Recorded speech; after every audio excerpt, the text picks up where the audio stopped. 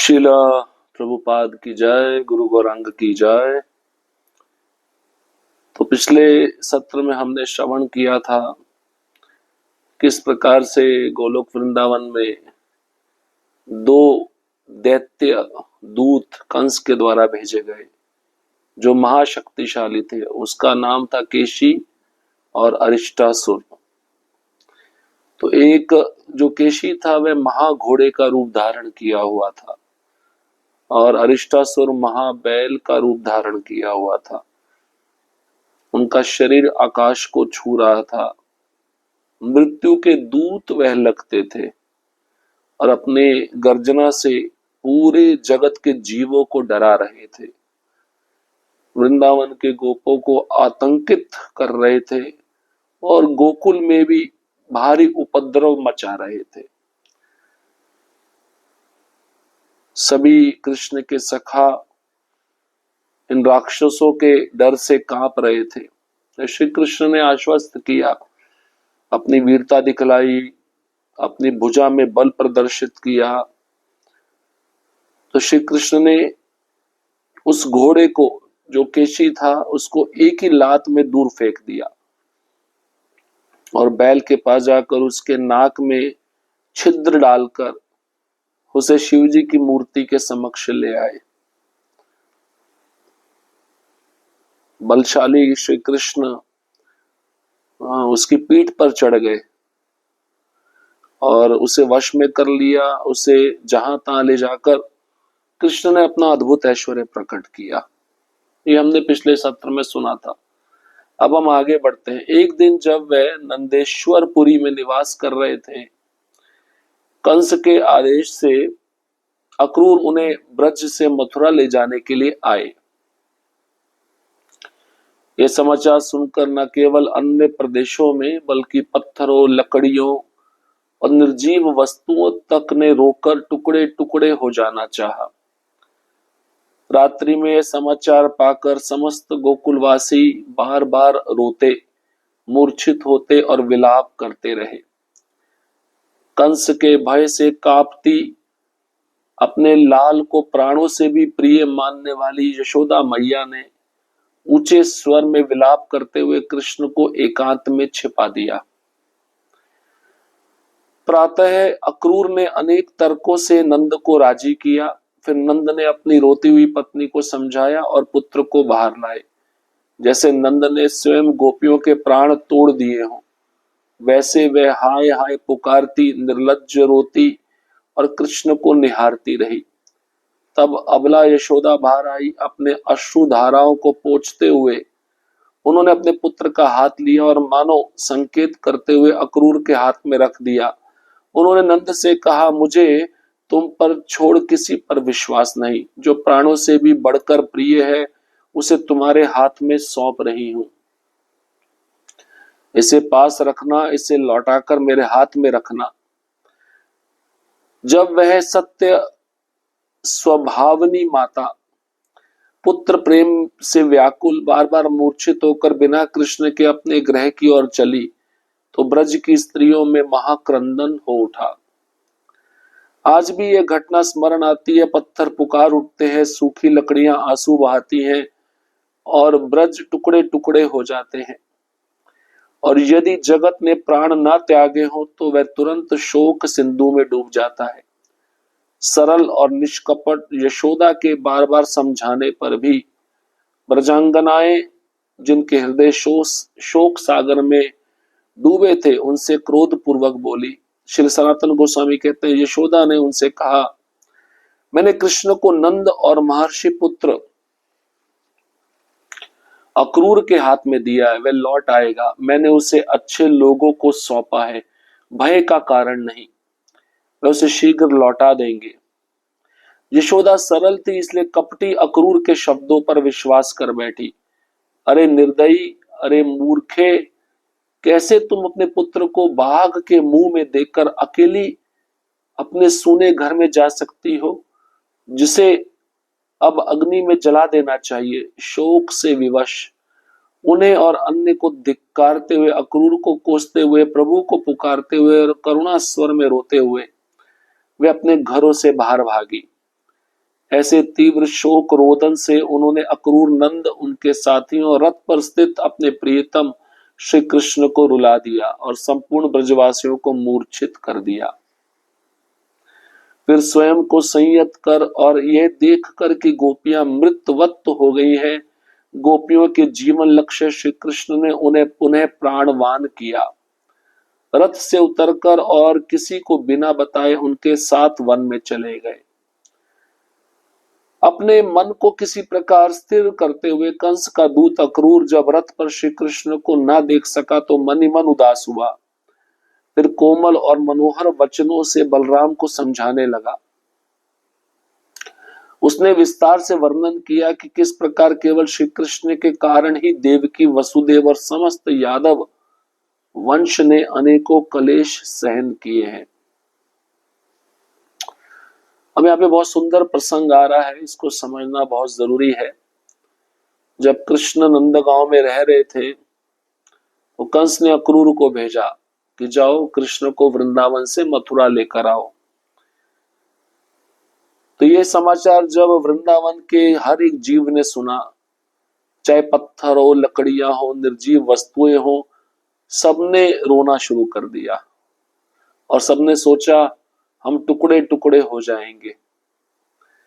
रात में यह समाचार पाकर समस्त वृंदावन वासी बार बार रोने लगे, मूर्छित होने लगे, विलाप करने लगे। कंस के डर से कांपती, अपने लाल को प्राणों से भी प्रिय मानने वाली यशोदा मैया ऊंचे स्वर में रोने लगी, विलाप करने लगी और कृष्ण को एक अकेली जगह पे छिपा दिया, जिससे अक्रूर कृष्ण को मथुरा ना ले जा सके। फिर नंद बाबा ने,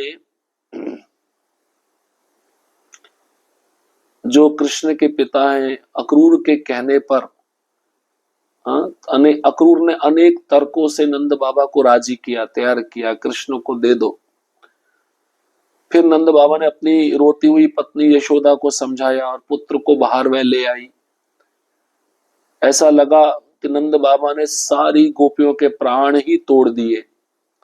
सभी गोपियां हाय हाय पुकार रही हैं, निर्लज्ज रो रही हैं और कृष्ण को निहार रही हैं। अबला यशोदा भी बाहर आ गई। अपने अश्रुधाराओं को पोंछते हुए यशोदा माता ने अपने पुत्र कृष्ण का हाथ लिया और संकेत कर रही है अक्रूर के हाथ में रखते हुए। नंद बाबा को यशोदा माता ने कहा, मुझे आपको छोड़कर किसी पे भी विश्वास नहीं है। जो कृष्ण मुझे प्राणों से भी बढ़कर प्रिय है, उसका हाथ मैं आपके हाथ में सौंप रही हूं। इसे पास रखना, इसे लौटाकर मेरे हाथ में ही रखना, ये मुझसे वादा करो। अब माता यशोदा पुत्र प्रेम में व्याकुल होकर बार बार मूर्छित होकर गिर रही थी और अपने घर की ओर चली गई कृष्ण को देखे बिना। और वृंदावन की सभी स्त्रियों का महाक्रंदन शुरू हो गया। तो आज भी घटना अगर याद आती है तो पत्थर पुकार उठते हैं, सूखी लकड़ियां भी आंसू बहाने लगती हैं। यदि जगत में प्राण ना त्यागे होते तो वह तुरंत शोक सिंधु में डूब जाता। सरल और निष्कपट स्वभाव वाली यशोदा बार बार नंद बाबा के द्वारा समझाई जा रही है। ब्रजांगनाएं, गोपियां जिनके हृदय शोक सागर में डूब चुके हैं, वह यशोदा को क्रोध पूर्वक बोल रही है।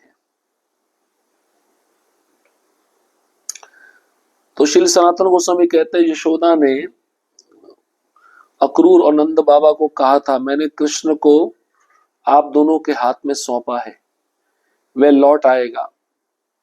मैंने उसे अच्छे लोगों को सौंपा है, डरने का कोई कारण नहीं है। यशोदा माता ये बातें गोपियां को भी बता रही है।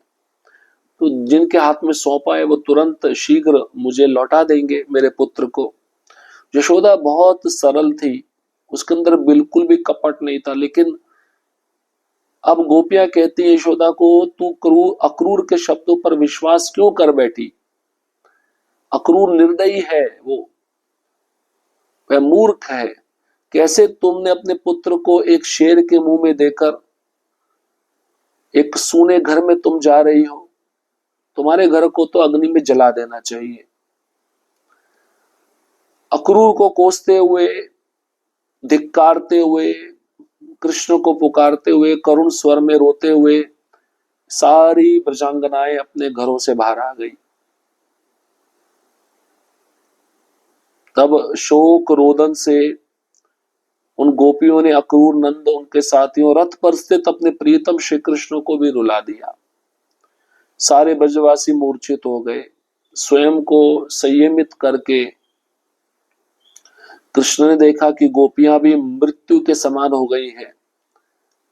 तो गोपियों के जीवन लक्ष्य श्री कृष्ण ने गोपियों को पुनः प्राणवान किया। कृष्ण रथ से उतरे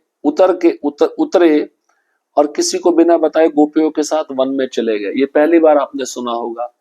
तो कृष्ण रथ से उतरे नहीं थे, अक्रूर के साथ मथुरा चले गए थे। लेकिन यहाँ पे बृहद भागवतामृत में वर्णन है, बिना बताए कृष्ण किसी को रथ से उतरे और गोपियों के साथ वन की ओर चले गए।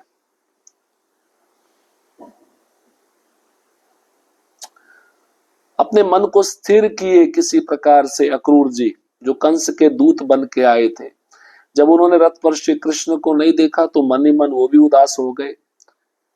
तो फिर बलराम जी अपने कोमल और मनोहर वचनों से अक्रूर को समझा रहे हैं।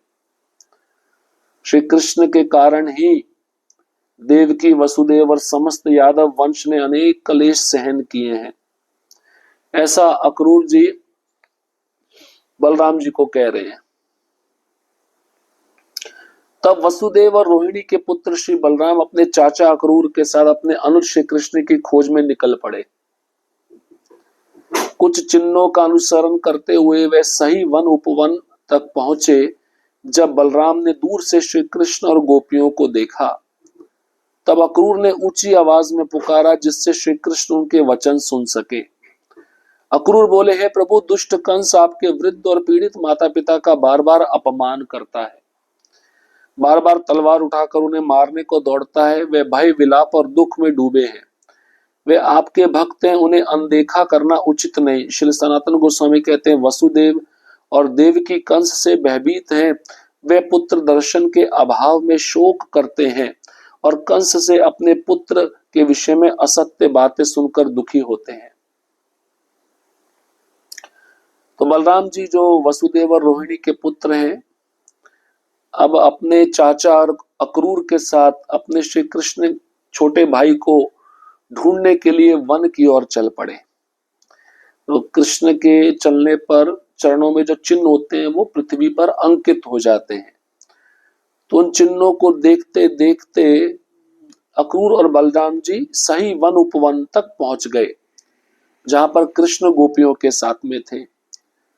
जब बलराम जी ने दूर से श्री कृष्ण और गोपियों को देखा, तब अक्रूर ने ऊंची आवाज में कृष्ण को पुकारा, जिससे कृष्ण उनके वचन सुन सके। अब अक्रूर कहते हैं, प्रभु कारण बता रहे, मैं आपको क्यों लेने के लिए आया हूं। दुष्ट कंस आपके वृद्ध और पीड़ित माता पिता वसुदेव और देवकी को बार बार अपमानित करता है, बार बार तलवार उठाकर उनको मारने के लिए दौड़ता है। आपके माता पिता भय, विलाप और दुख में डूबे हुए हैं। आपके माता पिता आपके भक्त हैं, उनको अनदेखा करना ठीक नहीं है।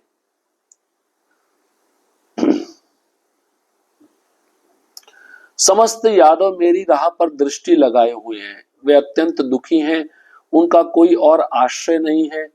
उनकी आशा ना टूटे। देवताओं, ब्राह्मणों और अन्य जनों का कंस ये भय समाप्त हो। श्री सनातन गोस्वामी कहते हैं, राह पर दृष्टि का अर्थ है कि यादव जानते हैं कि अक्रूर का यह मिशन क्या है और वे परिणाम की प्रतीक्षा कर रहे हैं, कोई और आश्रय नहीं का अर्थ है कि कृष्ण ही उनका एकमात्र आश्रय है। वह बार बार अपनी भुजाओं की शक्ति का घमंड करता है, यह नहीं मानता कि देवताओं में भी उसकी शक्ति को परास्त करने की क्षमता है। वह सदा अपने समान बलशाली दैत्य राजों से पूजित होता है। श्री स्वरूप जी कहते, दांतों में तिनका दबाए अक्रूर ने मधुर वचन बोले, वह जिसका नाम अक्रूर है किंतु जिसके कर्म भयानक हैं, उसने व्रजांगनाओं के पास जाकर एक एक कर उन्हें प्रणाम किया। अक्रूर ने कहा, देवियों, यादव कुल में जन्मे इन जनों को मत मारो, वे शोक से भरे हैं, उन पर दया करो। श्री कृष्ण के दरिद्र माता पिता जो कंस के कारागार में बंदी हैं, उन्हें मुक्त करना चाहिए। गोपियां बोली, अरे चोर, अरे झूठे, अरे कंस के अनुचर, कहाँ है उस नंद नंदन के माता पिता? गोकुल गांव को मत मारो, स्त्रियों को मत कुचलो। श्री स्वरूप जी कहते, जब श्री कृष्ण ने कंस के पाप कर्म और अपने स्वजन के दुख का कारण स्वयं को सुना और देखा कि बलराम भी सहमत हैं, तो उन्होंने गोपियों को सांत्वना दी और क्रोध व विषाद से भरकर वन उपवन छोड़ दिया। अक्रूर प्रसन्न हुए। बलराम के प्रोत्साहन से वे रथ लाने दौड़े।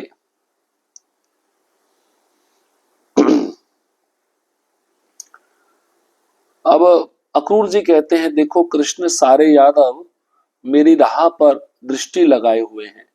सारे यादवगण बहुत दुखी हैं, उनका कोई और आश्रय नहीं है। उनकी आशा मत तोड़ो, चलो मेरे साथ में। देवता ब्राह्मण सभी अन्य जन कंस के भय से डरे हुए हैं। कंस के भय को तुम ही समाप्त कर सकते हो। ये कंस बार बार अपनी भुजाओं की शक्ति का घमंड करता है। ये सोचता है कि देवताओं में भी उसकी शक्ति को परास्त करने वाला कोई नहीं है। ये राक्षसों के द्वारा पूजित होता है। श्री स्वरूप जी कौन है? गोप कुमार है। दांतों में तिनका दबाए अक्रूर के मधुर जो वचन बोले गए थे, वे सोच रहे हैं नाम तो अक्रूर है किंतु कर्म भयानक है। किसके? अक्रूर के, क्योंकि कृष्ण को गोपियों से अलग कर रहा है। तो ऐसा अक्रूर गोपियों के पास जाकर एक एक गोपी को प्रणाम कर रहा है और कह रहे हैं, हे देवियों, यादव कुल में जन्मे इन लोगों को मत मारो। ये सभी यादव शोक से भरे हुए हैं, उन पर दया दिखाओ। कृष्ण के जो माता पिता हैं कंस के कारागार में बंदी हैं, उन्हें मुक्त करना चाहिए। गोपियां बोली, अरे चोर, अरे झूठे अक्रूर, अरे कंस के अनुचर, कहाँ है नंद नंदन के माता पिता? नंद नंदन के माता पिता तो नंद बाबा यशोदा हैं। तुम गोकुल गांव को मत मारो, कृष्ण को यहां से ले जाकर हम स्त्रियों को मत कुचलो। श्री स्वरूप जी जो गोप कुमार है, वह कहते हैं, जब श्री कृष्ण ने कंस के पाप कर्म और अपने स्वजन के दुख का कारण स्वयं को सुना, कृष्ण ने सुना कि कंस के पाप कर्म क्यों बढ़ रहे हैं? मेरे कारण बढ़ रहे हैं, क्योंकि कंस मुझे मारना चाहता है। और मेरे स्वजन के जो दुख है, यादव गणों के जो दुख है, वो भी कारण मैं ही हूं। तो बलराम जी के साथ कृष्ण सहमत हो गए जाने के लिए। तो गोपियों को सांत्वना दे रहे हैं कृष्ण, और गोपियां क्रोध और विषाद में भरकर दुखी हो रही हैं। कृष्ण ने वन उपवन छोड़ दिया। अक्रूर बड़े प्रसन्न हो गए, कृष्ण हमारे साथ चलने के लिए तैयार हो गए। तो बलराम जी रथ को लाने के लिए दौड़ पड़े। अब कृष्ण बलराम और अक्रूर जी के साथ मथुरा की ओर गमन करने वाले हैं। हरे कृष्ण कृष्ण कृष्ण हरे हरे, हरे राम राम राम हरे हरे। श्रील प्रभुपाद की जय, गुरु गौरांग की जय।